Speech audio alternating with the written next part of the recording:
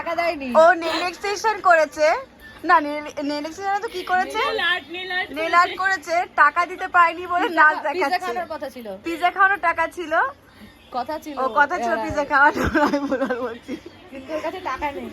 টাকা নেই বলে নাচ দেখিয়ে ও সেটা উৎসব করে যাচ্ছে। পিজ্জা কিন্তু খাওয়াবো না, নাচ দেখাচ্ছি তাহলে পিজ্জা হবে না।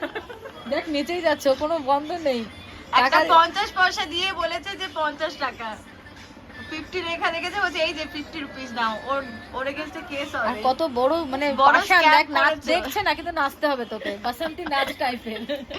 ছি ছি মা ছি, ও নেচে যাচ্ছে, ও টাকা দেবে না, ও নেচে যাচ্ছে। আমি তো আমার কাজ করছি, টাকা দিচ্ছি। হ্যাঁ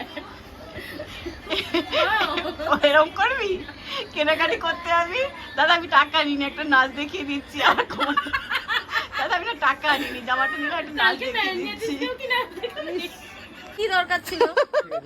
গিফট চলে এসছে আমার বিয়ে, ও মুখ ঢেকে দিচ্ছে। Thank you. ও ভিড়ের মধ্যে নিয়ে তাই দিয়ে গেলি, সেলিব্রিটি মুখ ঢাকছে। কি হয় তোমার নেলটা দেখাও যেটা করেছো। আর দেখে নিতে পারবি, ও ওয়াও, কি হয় এখন আনবক্সিং করছে গিফট। কারণ আমার নেল হয়েছে। আমার বিয়ের 1 সপ্তাহ আগে থেকে, 1 সপ্তাহ কি 2 সপ্তাহ আগে থেকে আমি গিফট পাওয়ার সময় আমি স্টার্ট হয়ে গেছে। এটাও মানে 4 জনের থেকে পেয়ে গেছি। পা ঢুকে বসে আছি আমি এখন, আর দিদির নেল এক্সটেনশন হয়ে গেছে, দিদি এখন নাচ দেখাবে, টাকা দেবে না, নাচ দেখাবে। বুঝছিস ভাই, এ হচ্ছে এই করেছে, নেল করেছে, টাকা দিতে পারবে না বলে নাচ করে দেখিয়েছে, বুঝলি? তা দিদি এখন নাচ করে দেখাবে।